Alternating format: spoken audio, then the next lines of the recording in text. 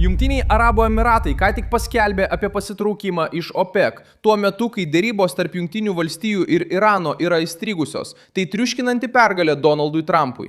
Silpnesnė OPEC suteikia Jungtinėms valstijoms daugiau erdvės daryti spaudimą, nes jos nebeturi taip stipriai priklausyti nuo kartelio sprendimų. Sprendimas buvo patvirtintas šį antradienį, 2026 m. balandžio 28 d. ir įsigalios nuo gegužės 1. Šis pranešimas paliečia naftos rinkos centrą tuo metu, kai Teheranas patiria spaudimą dėl Amerikos blokados. Hormūzo sąsiauris išlieka budrumo būsenoje, o Baltieji rūmai reikalauja griežto susitarimo dėl Irano branduolinės programos. Tuoj viską papasakosiu, bet dabar norėsite užsiprenumeruoti kanalą, kad ir toliau būtumėte gerai informuoti. Informacija realių laikų, aukščiausia žurnalistinė kokybė, kokią tik esate matę. Patikimumo standartas – Milsonas Zauvizas. Jungtinių Arabų Emiratų pasitraukimas nėra vidinė kartelio smulkmena. Tai rimtas lūžis, nes Abu Dabis yra viena iš didžiųjų Persijos įlankos energetikos galių ir siekia daugiau laisvės gaminti, parduoti ir apibrėžti savo strategiją. Palikdama OPEC ir OPEC+, ši šalis siunčia aiškę žinią. Ji nenori būti suvaržyta kvotų, lėtose susitikimuose ir politiniuose ginčiuose, kai rinka keičiasi didžiuliu greičiu. Tiesioginis poveikis yra palankus Jungtinėms valstijoms. Trumpas visada kritikavo OPEC už bandymus kontroliuoti pasiūlą ir išlaikyti aukštas kainas.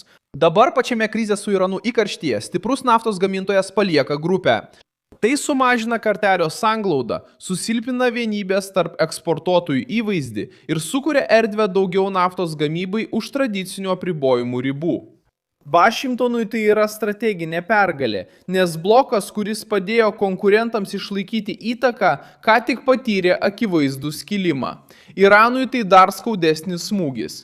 Teheranas nekontroliuoja OPEC-1, tačiau jis turėjo naudos iš aplinkos, kurioje didieji gamintojai veikia kartu, kad palaikytų kainas ir išsaugotų politinę galią. Jungtiniams Arabų Emiratams pasitraukus, ši aplinka tampa dar trapesnė. Iranas jau susiduria su blokada, sunkumais eksportuojant naftą ir spaudimu jo jūrų maršrutams. Dabar jis mato, kaip aplinkinė energetikos sistema praranda dalį disciplinos, kuri padėjo išlaikyti tradicinių eksportuotojų įtaką. Dėrybos su Jungtinėmis valstijomis įstrigusios, nes Donaldas Trumpas atmeta bet kokius veiksmus, kurie nukeltų branduolinės programos klausimą vėlesniam laikui. Baltieji rūmai nori, kad Iranas nutrauktų urano sodrinimą, išmontuotų jautrius objektus, perduotų labai praturtintą medžiagą, nutrauktų paramą sąjungininkų ginkluotoms grupuotėms ir užtikrintų visišką Hormūzo sąsiaurio atvirumą. To nepadarius, Vašingtonas mano, kad Teheranas tik laimi laiko. Būtent šiame kontekste Abu Dabio sprendimas įgyja didesnę reikšmę. Amerikos blokada prieš Iraną paveikė ne tik Teheraną, ji paveikė visą naftos mechanizmą. Pagrindinis taikinys yra Irano režimas. Tačiau šokas paliečia uostus, draudimo bendroves, krovinių gabenimą, laivus, saugojimo talpyklas, sutartis ir kitų šalių politinius sprendimus. Kai krizė paveikia tokį jautrų tašką, kiekvienas gamintojas pradeda skaičiuoti savo naudą. OPEC priklauso nuo vienybės. Be vienybės ji praranda savo galią. Kartelis buvo sukurtas tam, kad suteiktų kolektyvinį balsą gamintojams, kontroliuotų pasiūlą ir darytų įtaką kainoms. Tačiau ši formulė susilpnėja, kai viena iš didžiųjų Persijos įlankos šalių nusprendžia pasitraukti. Nuo gegužės 1 dienos organizacija ir toliau egzistuos, tačiau pereis į labiau pažeidžiamą etapą. Jei Jungtiniai Arabų Emiratai nusprendė pasitraukti dabar, kiti nariai taip pat gali ateityje suabejoti, ar verta likti.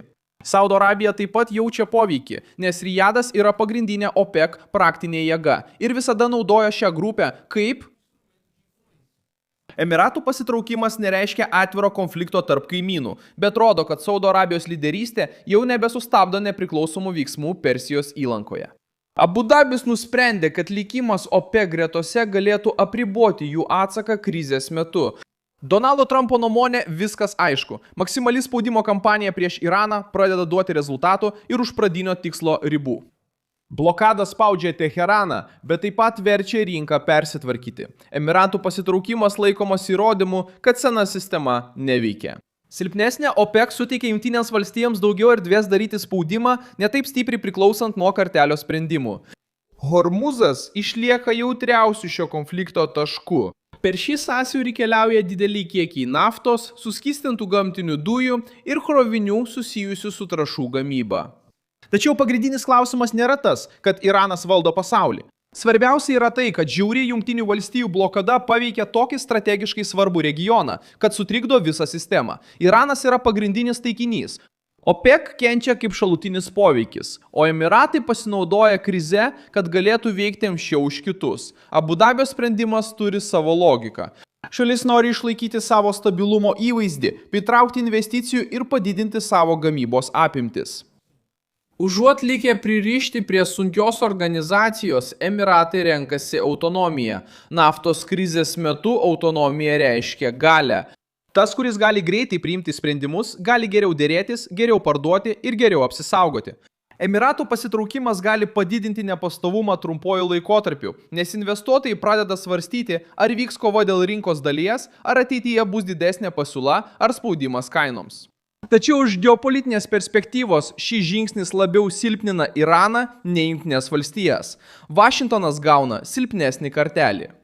Teheranas praranda dalį aplinkos, kuri padėdavo spaudžiamiems eksportuotojams ilgiau išsilaikyti. Teheranas praranda aplinką. Amerikos blokada prieš Irano naftą jau ir taip kelia Teheranui sunkumų. Jei nafta neišvežama, rezervuarai prisipildo. Jei rezervuarai prisipildo, gamyba turi mažėti. O jei seni telkiniai bus staiga išjungti, jų atnaujinimas gali būti brangus ir lėtas. Tai yra tikras spaudimas, tai ne tik žodžių kova. Tai spaudimas pajamoms, logistikai ir pramoniniams pajėgumams. Susilpnėjus OPEC tampa sunkiau išlaikyti koordinuotą gamintojų frontą. Laisvai veikiančiam Abu Dabi didėja tikimybė, kad pasiūla viršys kvotas. Donaldui Trumpui išlaikant griežtus reikalavimus, Teheranas praranda laiką ir manevro laisvę. Žinutė paprasta. Amerikos spaudimas ne tik stabdo laivus, jis keičia didžiųjų gamintojų skaičiavimus. Vis dėlto šį kartą Donaldo Trumpo pergalė turi šalutinių poveikių. Pasaulinė energetikos sistema nemėgsta sukrėtimų. Kai viena iš Persijos įlankos valstybių pasitraukia iš OPEC viduryje įstrigusių derybų ir blokados prieš Iraną, rinka tampa nervinga. Kaina, jūrų draudimas, frachtas ir pasitikėjimas gali svyruoti. Jungtinėms valstijoms reikia valdyti šią riziką. Ypač todėl, kad bet koks ilgalaikis kuro kainų kilimas gali apsunkinti vartotojus ir įmonės. Tačiau tiesioginis palyginimas vis dar palankus Vašingtonui. Jungtinės valstijos nebėra priklausomos nuo OPEC kaip anksčiau ir turi stiprią vidaus gamybą. Iranas daug labiau priklauso nuo savo naftos pajamų ir tradicinių eksportuotojų politinės įtakos. Todėl Jungtinių Arabų Emiratų pasitraukimas Teheranui smogė skaudžiau. Tai sumažina netiesioginę kartelio apsaugą, padidina ekonominę izoliaciją ir sustiprina įspūdį, kad laikas dirba prieš režimą. Iranui kitas etapas gali būti dar sunkesnė. Be tokios stiprios OPEC, Jungtinėms valstijoms darant spaudimą ir Jungtiniams Arabų Emiratams siekiant autonomijos, Teheranas turi mažiau galimybių remtis sena naftos sistema. Trumpas laimi, nes mato dvi frontus judančius tuo pačiu metu. Iš vienos pusės jis išlaiko blokadą ir reikalauja branduolinių nuolaidų.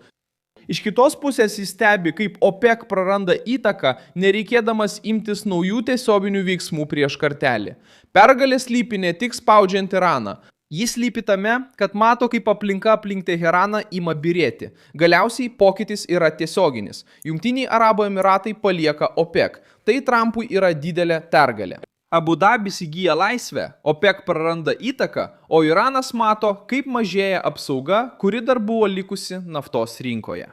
Paspaus patinka šiam vaizdo įrašui, užsiprenumeruok kanalą ir pabaigoje peržiūrėk komentarus, kad dar labiau įsitrauktum į Milsono Alveso bendruomenę.